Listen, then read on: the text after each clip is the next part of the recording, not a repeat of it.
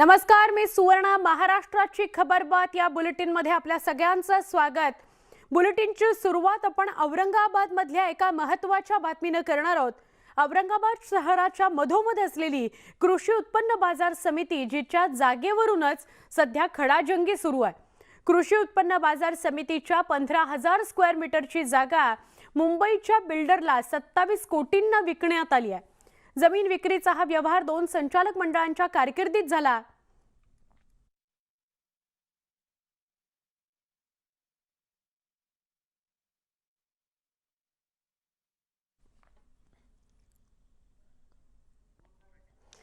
या जागेच्या विक्रीबाबतचा प्रस्ताव ज्याच्यापासून सगळं काम हे हरिभाऊ बागडे यांच्या संचालक मंडळाने केलेलं आहे. यानंतर हे संचालक मंडळ बरखास्त झाल्याने जमीन विक्रीचा व्यवहार पूर्ण झालेला नव्हता. त्यानंतर कल्याण काळे यांचे प्रशासकीय संचालक मंडळ समितीवर आले आणि त्यांनी ही जागा कोर्टाच्या आदेशानुसार शौर्य OCACला सेल डीड करून दिली. त्यांनी हरिभाऊ राठोडांच्या मंडळाने व्यवस्थित व्यवहार केला नसल्याचा आरोप केला. त्यानंतर त्याची सुनावणी महसूल मंत्र्यांकडे झाली. मात्र हरिभाऊ बागडे यांनी थेट सुरू असलेल्या अधिवेशनात आरोप केल्याने पुन्हा एकदा वादात ठिणगी पडलेली आहे.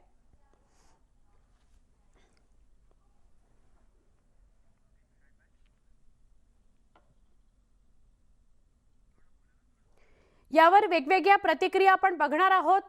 पण हा जमिनीचा वाद बघायला मिळतो आहे आणि या जमिनीच्या वादामध्ये अनेक नावे समोर येत आहेत. आता नेमकं या जमिनी संदर्भात त्याच्या व्यवहारासंदर्भात काय घडलंय हे बघणं महत्त्वाचं ठरणार आहे. दरम्यान यावर माजी आमदार कल्याण काळेंनी काय स्पष्टीकरण दिलंय तर जमीन विक्रीचा व्यवहार कोर्टाच्या देखरेखीखाली झाल्याने संबंध नसल्याचं स्पष्ट केलंय. उलट भाजपचे संचालक मंडळ असताना हरिभाऊ बागडेंनी मोठा भ्रष्टाचार केल्याचा आरोप त्यांनी केलाय. त्यामुळे बागडे यांच्या विरोधात ईडीकडे तक्रार करणार असल्याचा पवित्रा काळे यांनी घेतला आहे. त्यांनी काल पत्रकार परिषद घेऊन या ठिकाणी असं सांगितलं की हा भाजपच्या कार्यकाळातला घोटाळा आहे, परंतु हे साफ चुकीचं आहे. आमच्या कार्यकाळातल्या 25 कामाची त्यांनी खात्याने आहे चौकशी केली. चौकशीमध्ये आम्ही 1 रुपयाचं कुठं भ्रष्टाचारी आहोत सिद्ध झालेलं नाही आणि म्हणून त्यांनी जो भ्रष्टाचार केला उलट तो चुकीचा आहे. त्यांनी जर भ्रष्टाचार केलेला नसेल तर मग स्थगिती का देतं मंत्रालय? स्थगिती उठवावी आणि ते झालेल्या कामाची चौकशी व्हावी आणि दूध का दूध पाणी का पाणी जनतेसमोर येऊ द्यावं. दरम्यान या वादामध्ये समितीचे माजी संचालक शेषेराव पठाडे यांनी सुद्धा उडी घेतली आहे. 100% खोटं बोलले. ते म्हणले ह्या संचालक मंडळाने जमीन विकली आणि यांना अधिकार नव्हता जमीन विकायचा. आम्ही जमीन विकलीच नाही. जमीन विकायचा सगळी प्रक्रिया ही बागडे साहेबांनी आणि त्यांच्या सभापतींनीच पार पाडली. त्यांच्या काळामध्ये टेंडर फ्लोट झालं, हायेस्ट टेंडर आलं, त्याची परवानगी काढली, कोर्टाने आदेश दिले आणि सगळा सोपस्कार पार पडला. दरम्यान यांचा कालखंड संपला आणि महाविकास आघाडी सरकारने प्रशासकीय मंडळ आणून दिलं. त्याच्यामुळे प्रशासकीय मंडळाला कोर्टाचे आदेश आले आणि त्यांनी रजिस्ट्री करून दिली.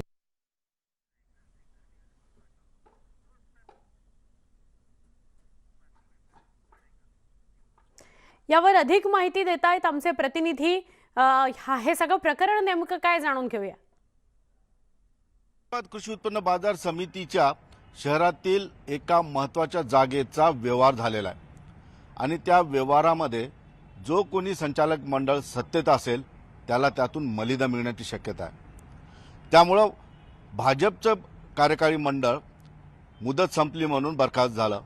मात्र त्या ठिकाणी काँग्रेस राज्यात सत्तेत असल्यामुळं काँग्रेसने आपलं संचालक मंडळ त्या ठिकाणी बसवलं.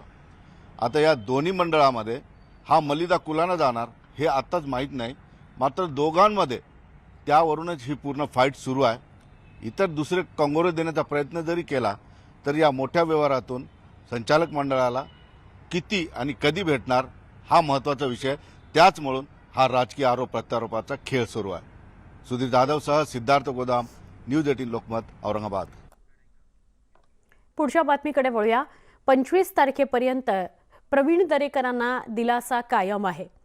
विधान परिषदेचे विरोधी पक्षनेते प्रवीण दरेकरांना सत्र न्यायालयाने निर्णय राखून ठेवलाय, त्यामुळे दिलासा कायम आहे. 25 तारखेपर्यंत प्रवीण दरेकरांना दिलासा आहे. त्यांनी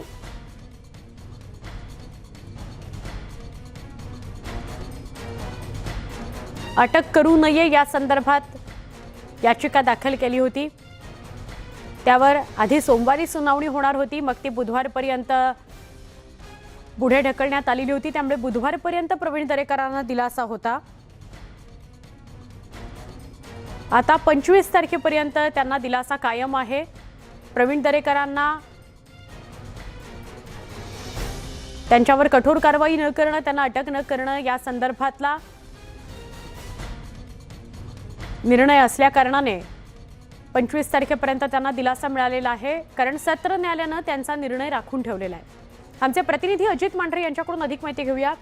अजित, सांगाल की अडचणी जेव्हा प्रवीण दरेकरांच्या वाढल्या त्यानंतर त्यांनी कोर्टात धाव घेतलेली होती, काय नेमक्या घडामोडी घडल्या मागच्या 4-5 दिवसांपासून? आपल्याला माहिती आहे की ज्यावेळी प्रवीण दरेकर यांच्या विरोधात गुन्हा दाखल झाला त्यानंतर त्यांनी अटकपूर्व जामिनाकरता मुंबई सत्र न्यायालयामध्ये धाव घेतली होती. मुंबई सत्र न्यायालयामध्ये 2 ते 3 वेळा सुनावणी झाली. आज सुनावणी संपलेली आहे. दोन्ही बाजूंचा म्हणजे प्रवीण दरेकर यांच्या वकिलांचा आणि सरकारी वकील जे आहेत विशेष सरकारी वकील प्रदीप घरत या दोघांचेही युक्तिवाद जे आहेत ते आज संपले आणि हे युक्तिवाद संपल्यानंतर न्यायालयाने या दोघांच्या युक्तिवादावरती निष्कर्ष काढून निकाल देण्याकरता म्हणजे प्रवीण दरेकर यांना जामीन का त्यांचा जामीन म्हणजे अटकपूर्व जामीन दिला जातो का त्यांचा अटकपूर्व जामीन नाकारला जातो या गोष्टीवर निकाल देण्याकरता मुंबई सत्र न्यायालयाने 25 तारीख निश्चित केलेली आहे. 25 तारखेला साधारणपणे दुपारच्या वेळेस या सगळ्या अटकपूर्व जामीन अर्जावरती न्यायालय जे आहे ते त्यांचा निकाल देणार आहे. तत्पूर्वी या सगळ्या सुनावणी दरम्यान फार अशा गोष्टी झालेल्या आहेत किंवा काही अशा गोष्टी झालेल्या आहेत ज्यामध्ये वकिलांनी देखील त्या गोष्टी गमतीशीरपणे घेतलेल्या आहेत, पण त्यातून अनेक भाव निघतात, त्यातून अनेक अर्थ निघतात. उदाहरणार्थ म्हणजे सरकारी वकील हे जेव्हा न्यायालयाला समजून सांगत होते कशा पद्धतीने प्रवीण दरेकर यांनी स्वतःला मजूर दाखवलेला आहे, मग संस्थेच्या नियमामध्ये काही अशा गोष्टी आहेत की एखादा मजूर जर असेल तर त्याला कुदळ, फावडा, घमेलं अशा जी हत्यारं आहेत जे एका मजुराकरता लागतात ती त्याने भाड्याने आणली होती का त्यांनी विकत घेतली होती, त्याकरता पैसे कुठून आणले होते आणि त्यांची तजवीज कशी केली होती, या सगळ्या गोष्टींचा आम्हाला तपास करायचा आहे.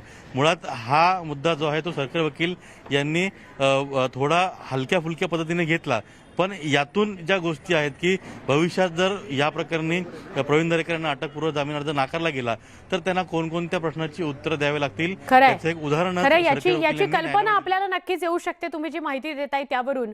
धन्यवाद अजित तुर्तास, आपण माहिती दिली त्याबद्दल.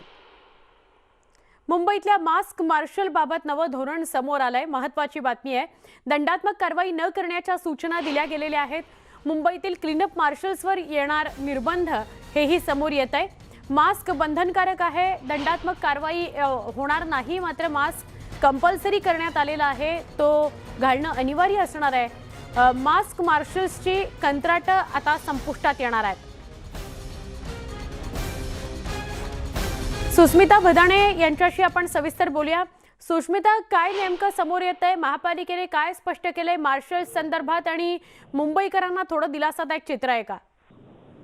खरं तर काही दिवसांपूर्वी अर्थात 4 मार्चला मुंबई उच्च न्यायालयाने महाराष्ट्र सरकारला मास्कवरनं फटकारलेलं होतं आणि यामध्ये मास्कच्या बाबतीत जो दंड आकारला जातो तो घेतला जाऊ नये असंही म्हटलेलं होतं.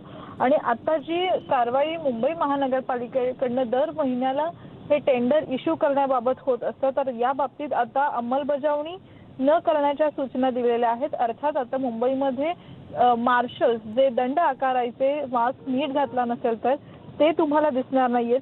24 वॉर्डमध्ये 24 वॉर्ड निहाय एजन्सीज ऐवजी आता केंद्रीय एजन्सींकडनं मार्शल नेमण्यात येणार आहेत, ज्यांच्या मार्फत नागरिकांशी संवाद साधला जाईल, समुपदेशन केलं जाईल आणि त्यानंतर मास्क विषयीची जी काही त्यांना सूचना आहे ती दिली जाणार आहे. कोरोनाचा कहर एकूणच कमी झालेला आहे, रुग्णसंख्या कमी झालेली आहे, त्यामुळे कुठेतरी अशा पद्धतीने हा निर्णय होणं अपेक्षित आहे आणि लवकरच आपल्याला मुंबईमध्ये सुद्धा अशा पद्धतीने जे कॉन्ट्रॅक्ट दिले होते ते संपुष्टात आल्यानंतर मार्शल दिसेनासे होणार आहेत. नक्की. धन्यवाद सुस्मिता, आपण माहिती दिल्याबद्दल. बदला घेण्याच्या हेतूनं आपल्या विरोधात मुंबई महापालिका आणि राज्य सरकारकडून सुरू असल्याचा कारवाई सुरू असल्याचा आरोप भाजप नेते मोहित भारतीय यांनी केलाय. आपला आवाज दडपण्याचा प्रयत्न सुरू असल्याचंही कंबोज म्हणाले. मुंबई महापालिकेच्या पथकानं मोहित भारतीय यांच्या घरासह इमारतीतील इतर घरांचीही पाहणी केली. पाण्याच्या नळापासून ते देवघरापर्यंत तसंच विजेच्या जोडणीची देखील पालिकेच्या पथकानं पाहणी केली. जवळपास 3.5 तास पालिकेची ही टीम होती जी पाहणी करत होती. पालिकेच्या पथकानं केलेली पाहणी आणि घराचे आधीचे आराखडे पालिकेचं पथक तपासणार आहे. त्यानंतर कारवाई करायची की नाही हे ठरवलं जाणार आहे. पण सूडबुद्धीनं कारवाई केली जाते असा मोहित भारतीय यांनी आरोप केलेला आहे. पालिकेच्या पथकाकडून त्यांच्या घराची आणि इमारतीतल्या इतर काही घरांची पाहणी करण्यात आली. 3.5 तास पालिकेच्या टीमकडून ही पाहणी सुरू होती.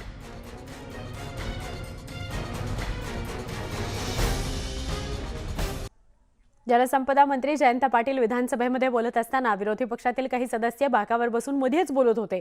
यावरून जयंत पाटील भाजप आमदारांवर संतापले. ही काय पद्धत आहे? विरोधी पक्षनेत्यांनी खाली बसून बोलणाऱ्यांना समज द्यावी, अशी पद्धत बंद करा, असं जयंत पाटील म्हणाले. काल माननीय सन्माननीय विरोधी पक्ष नेते बसा ना, माझ्यानंतर बोला, मला संरक्षण द्या. अध्यक्ष महोदय त्या ठिकाणी सन्माननीय विरोधी पक्ष नेत्यांना लक्षात आणून दिलं पाहिजे. पहिल्यांदा 6 ठरलं, मग 6.5 ठरलं, त्यानंतर 7.5 पर्यंत वाढवू म्हणून मीच इथं उभं राहून सांगितलं, प्रस्तावित केलं. त्यानंतर ऐका जरा ऐका, बोला. प्रत्येक वेळा उभं राहून बोललं पाहिजे, काय पद्धत आहे? दुसऱ्यांचं बोला ना, आम्ही ते उभं राहिल्यावर बोलतो का कधी? ही काय पद्धत आहे? प्रत्येक वेळा खाली बसून सागरजी अध्यक्ष महोदय, सन्माननीय विरोधी पक्ष नेत्यांनी आपल्या समज द्यावी. खाली बसून बोलणाऱ्यांना प्रोत्साहन देऊ नका. मग प्रत्येकाच्या भाषणामध्ये अडथळे निर्माण होतील. दुसरीकडून खालून बसून बोलता येतं. ही पद्धत बरोबर नाही. पद्धत आधी बंद करा.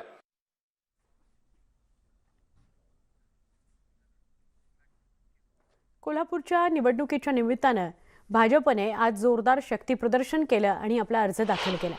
यावेळी भाजपचे प्रदेशाध्यक्ष चंद्रकांत पाटील यांनी सतेज पाटील यांच्यावर जोरदार टीका केली.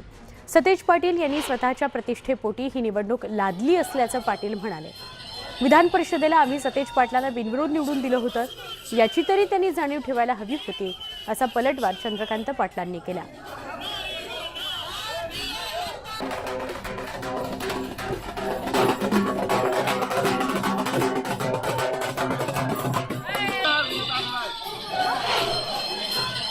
जयश्रीताईंनी आणि सगळ्या कुटुंबाने बीजेपीकडे आलं पाहिजे, ते झालं असतं. आणि तुम्ही लढवले नसते तर बिनविरोध झालीच असती. ही निवडणूक बंटी पाटीलने त्यांच्या प्रतिष्ठेपायी ते मंत्री असताना ही निवडणूक लढलेली आहे असं होऊ नये. आम्ही त्यांच्या निवडणुकीच्या वेळेला हा विचार नाही केला ना. मलाही राज्यात आणि शहरामध्ये यावर थपडा मारणारे होते, पण मी नेहमी व्यावहारिक विचार करतो. मी त्याच्या आधी 2 जागा बिनविरोध घेतल्या आणि 3 ठिकाणच्या निवडणुकीचा पाण्यासारखा खर्च होणारा पैसा वाचवला. त्याची तरी जाण ठेवा आणि ते जाण ठेवून तुम्ही इथे ही बिनविरोध द्यायला पाहिजे होती.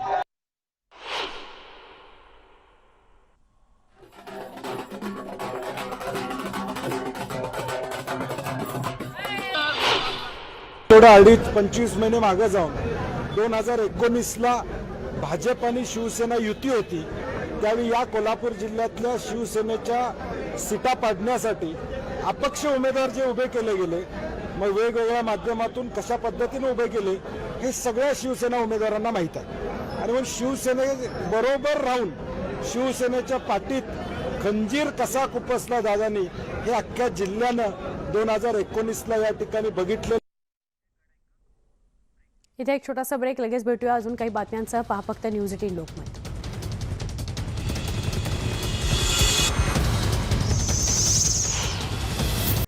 बुलेटिनमध्ये पुन्हा एकदा स्वागत. केंद्रीय मंत्री नितीन गडकरी यांनी लोकसभेमध्ये मोठी घोषणा केली आहे. 60 किलोमीटरच्या परिघामध्ये येणारे इतर टोलनाके येत्या 3 महिन्यांमध्ये बंद केले जातील, अशी घोषणा नितीन गडकरींनी केली आहे. त्यामुळे महामार्गांवरची टोलसंख्या मर्यादित राहणार आहे. तर त्याच्या सोबतच स्थानिकांना आता टोल भरावा लागणार नाही. तर टोल प्लाझाजवळ राहणारे आणि महामार्गावरून सतत प्रवास करणाऱ्या स्थानिकांना दिलासा देण्याकरता आता पास देण्याची योजना तयार करण्यात येते, असंही ते म्हणाले.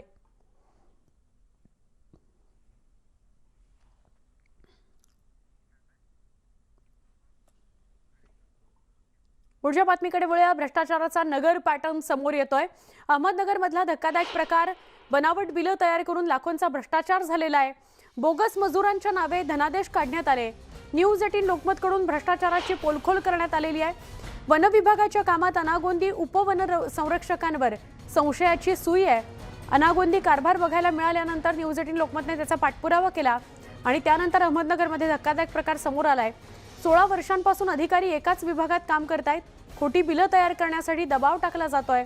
आमदार निलेश लंकेंनी गंभीर आरोप केलेला आहे.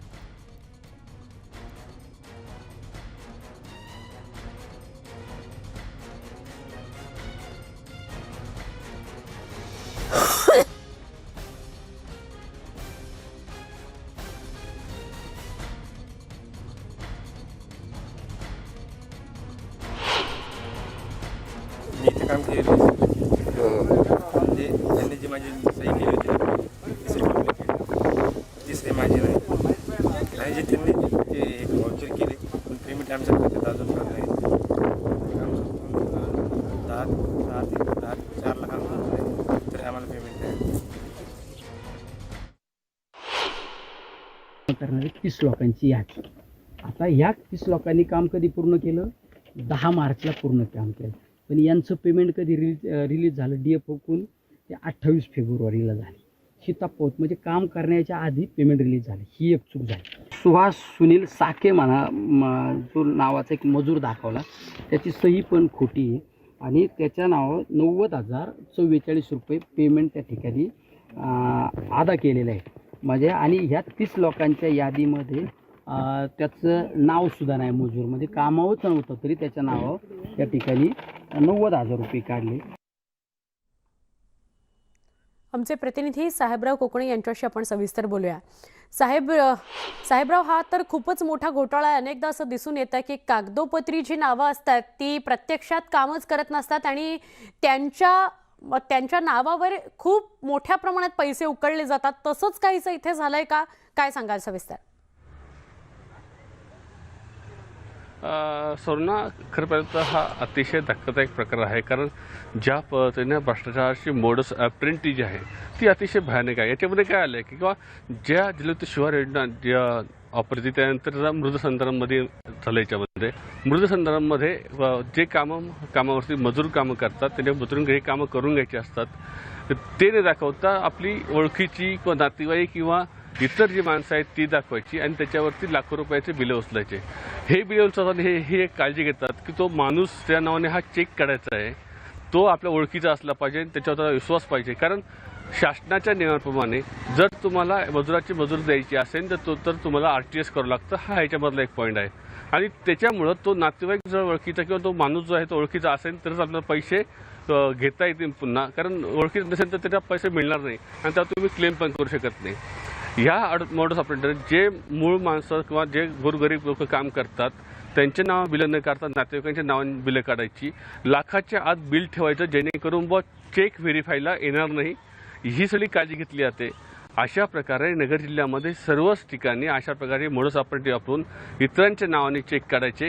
याच्यामध्ये सोडणार एक धक्कादायक बाब अशी आहे की ज्या आमदारांनी निलेश लंके जे आहे त्यांनी एक लिस्ट दिली होती. त्या लिस्टमध्ये त्यांनी 30 नावं आणली होती आणि ती अधिकाऱ्यांना दिली होती. अधिकाऱ्यांनी जेव्हा ही 30 नावं दिली त्यावेळेस निलेश लंके यांच्याकडे त्या कामाचा लेखाजोखा होता. म्हणजे प्रत्येक दिवसाला कोणी किती काम केलं याची एक नाव होती. ती लिस्ट त्याला केली असता जवळपास त्याच्यामधले 22 लोक हे अशी आढळली की ते तिसरे आहेत. त्याचा काही याच्याकडे संबंध नाही, त्यांनी कधी काम केलं नाही. याच्यामध्ये जर तुम्हाला तुमचा जर हेतू चांगला होता तर तुम्ही RTSने ज्या माणसांच्या नावावर पेमेंट द्यायला पाहिजे होतं त्या सगळ्यांची नावं घ्यायला पाहिजे होती. आता यांचं म्हणणं असलं की ते इथली अंदाजे नसतात. किती रुपयांचा अपहार झाला असावा, भ्रष्टाचार झाला असावा?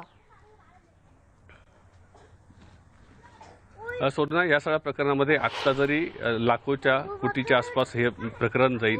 कारण याच्यामध्ये काय झालं की ज्यावेळेस ही तक्रार पुढे आली त्यावेळेस यांनी हे बिल जे आहे ते स्टॉप केलेलं आहे.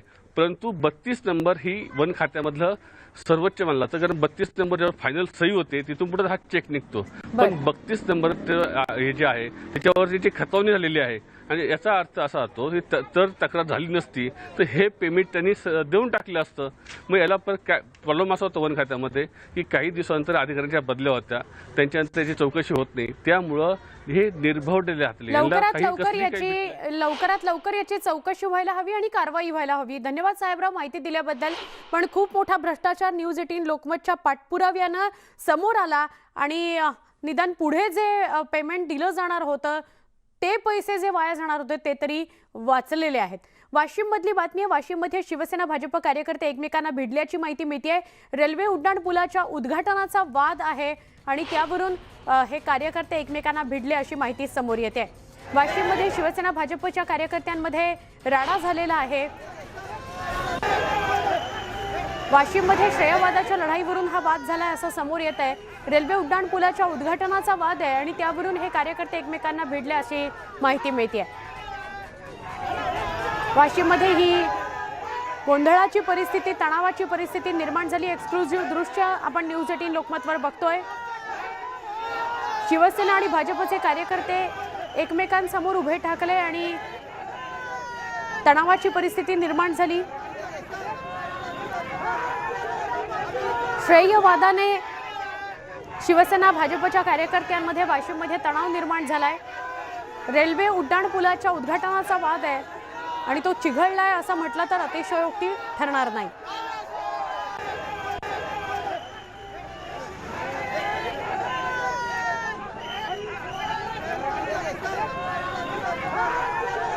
आमचे प्रतिनिधी किशोर गोमाशे यांना अधिक विचारूया. किशोर, काय अपडेट? सुवर्ण जो वाशिम शहरातील जो रेल्वे उड्डाण पूल आहे अमरावती आणि पुसद मार्गाला जोडणारा, याचं आज ई उद्घाटन सार्वजनिक बांधकाम मंत्री अशोक चव्हाण आणि पालकमंत्री शंभूराज देसाई यांच्या हस्ते झाले. तर 3 दिवसा अगोदर हा पुलाचं काम पूर्ण झाल्यामुळे भाजपा आमदार राजेंद्र पाटणी आणि आमदार लखन मलिक यांच्या हस्ते हा पूल सुरू करण्यात आला होता. मात्र काही वेळातच काम अर्धवट असल्याचं कारण प्रशासनानं हा पूल बंद केला होता. त्यानंतर भाजपा कार्यकर्त्यांनी उपोषण म्हणजे आंदोलन आरंभलं होतं. मात्र आज जे ई उद्घाटन केलं त्यानंतर दोन्ही पक्षाचे कार्यकर्ते समोरासमोर आले होते. काही वेळ तणावही निर्माण झाला होता. मात्र पोलिसांनी वेळीच हस्तक्षेप केल्याने हा तणाव निवळला. सुवर्ण, नक्की धन्यवाद किशोर माहिती दिल्याबद्दल. ही दृश्य आहेत वाशिमची. आमचे प्रतिनिधी किशोर गोमाशे आपल्याला माहिती देत होते. रेल्वे उड्डाण पुलाच्या उद्घाटनाचा हा वाद आहे. हे उद्घाटन भाजपने करायचं का शिवसेनेच्या प्रतिनिधींनी की भाजपच्या प्रतिनिधींनी, यावरून प्रचंड वाद निर्माण झाला. श्रेयवादाच्या लढाईवरून हमरीतुमरीपर्यंत विषय गेला. शिवसेना आणि भाजपचे कार्यकर्ते एकमेकांसमोर उभे ठाकले आणि त्यामुळे तणावाची परिस्थिती निर्माण झालेली होती.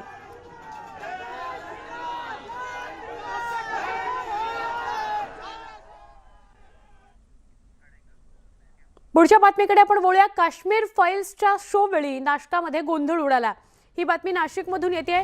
काश्मीर फाईल्सचे वेगवेगळ्या ठिकाणी वेगवेगळ्या शहरांमध्ये शो सुरू आहेत. काही ठिकाणी तर ते हाऊसफुल होत आहेत, पण काही ठिकाणी गोंधळाची परिस्थिती ही निर्माण होते. नाशकामधली त्यानंतर सत्ता पक्षामध्ये नेत्यांचे जे वक्तव्य आले, विशेषतः शरद पवार असतील, सुप्रिया सुळे असतील, जितेंद्र आव्हाड असतील, यांचं सगळ्यांचं असं म्हणणं होतं की भाजप हे सगळे ईडीच्या माध्यमातून सूडबुद्धीनं हे सगळं घडून आणते आहे आणि हे सुडाचं राजकारण चालू आहे.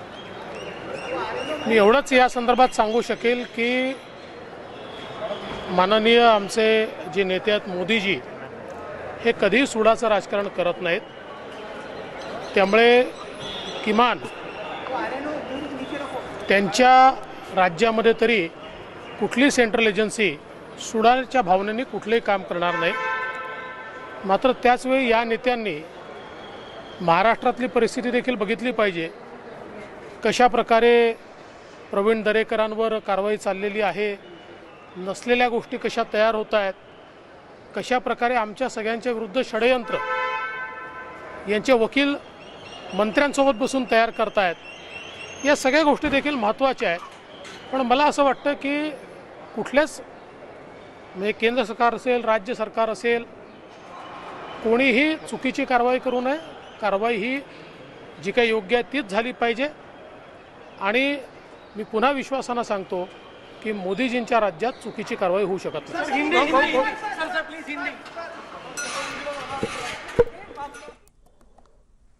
देवेंद्र फडणवीस प्रतिक्रिया देत आहेत. वेगवेगळ्या होणाऱ्या केंद्रीय तपास यंत्रणांवरून जे त्या केंद्रीय तपास यंत्रणा ज्या कारवाया करत आहेत त्याच्या संदर्भात प्रतिक्रिया देवेंद्र फडणवीसांनी दिली आहे. सूडबुद्धीने राज्यातच कारवाई सुरू आहे, पण मोदीजी कुणावरही सूडबुद्धीने कारवाई करत नाहीत किंवा करायला लावत नाहीत, असं स्पष्ट केले देवेंद्र फडणवीस यांनी.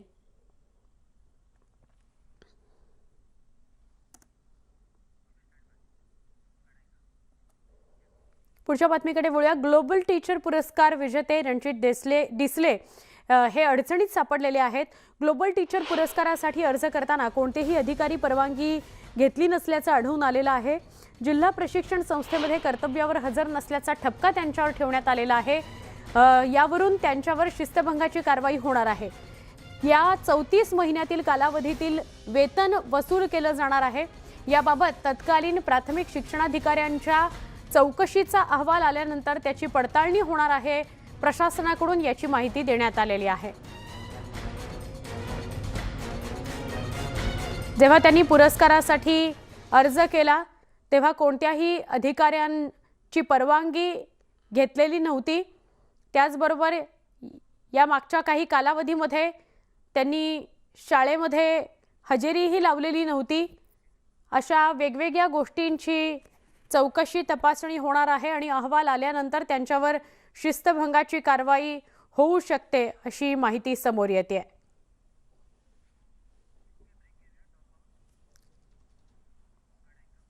एक छोटासा ब्रेक. पुन्हा महाराष्ट्राची खबरबातमध्ये काही क्षणात पुन्हा भेटूया.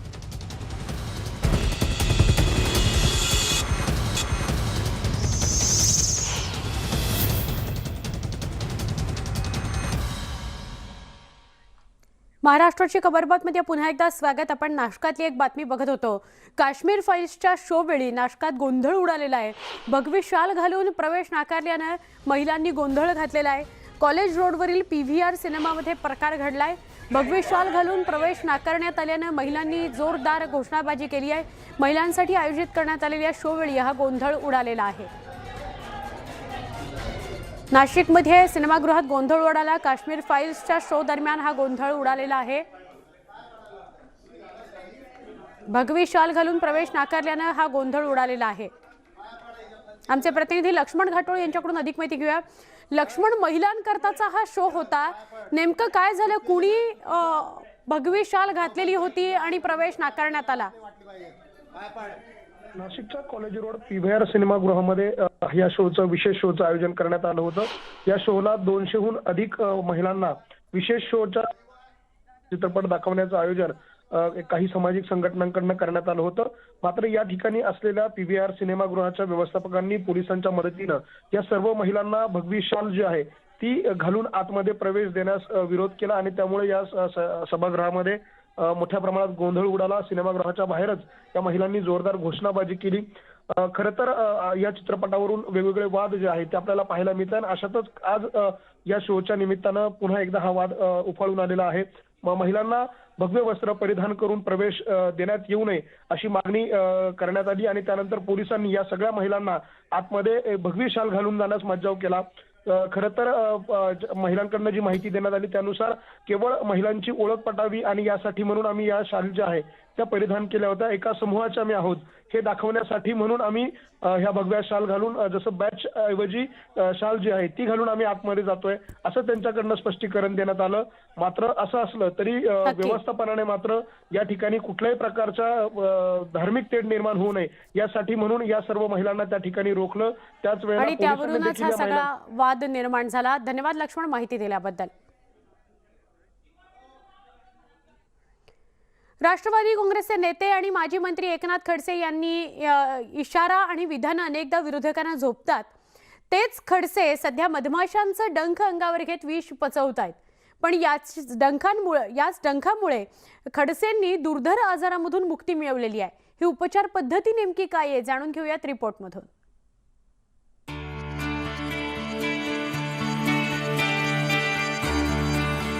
राष्ट्रवादी काँग्रेसचे नेते आणि माजी मंत्री एकनाथ खडसे यांची ही दोन दृश्य. काही महिन्यांपूर्वी गुडघेदुखी आणि पाठदुखीने त्रस्त असल्यामुळे आधार घेऊन चालणारे खडसे आता विना आधार फिरू लागलेत. खडसेंच्या प्रकृतीमध्ये सुधारणा झाली आहे, ती चक्क मधमाशीच्या चाव्यामुळे. हो, मधमाशांचा चावा.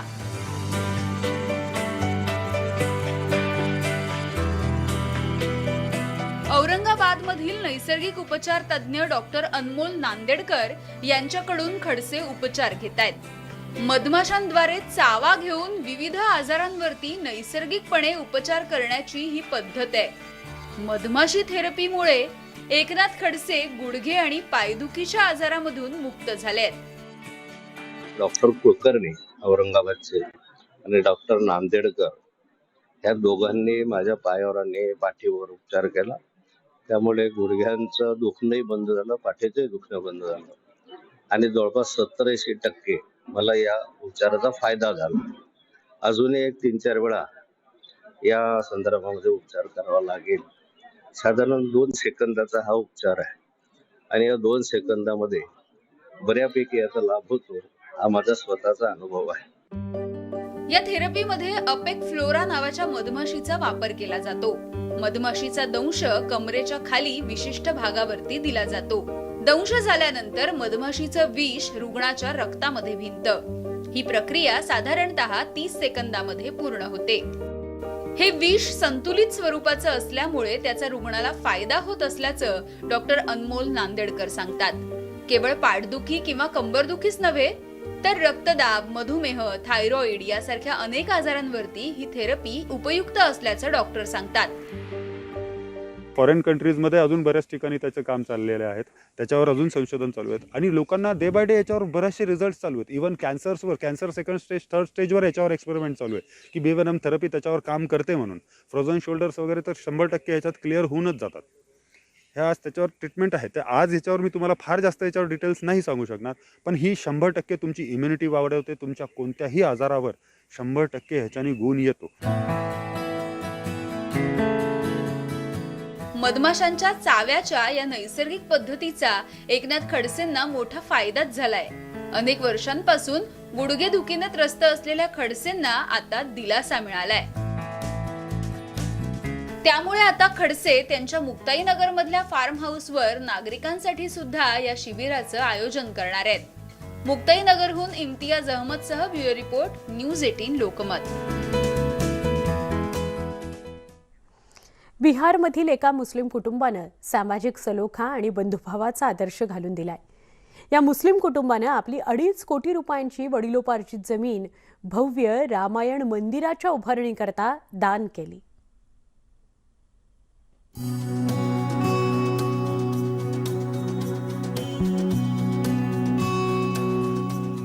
सध्या समाज जातीयवादाच्या आगीत जळत असताना बिहारच्या पूर्व चंपारण्याच्या एका मुस्लिम कुटुंबानं आदर्श घालून दिलाय.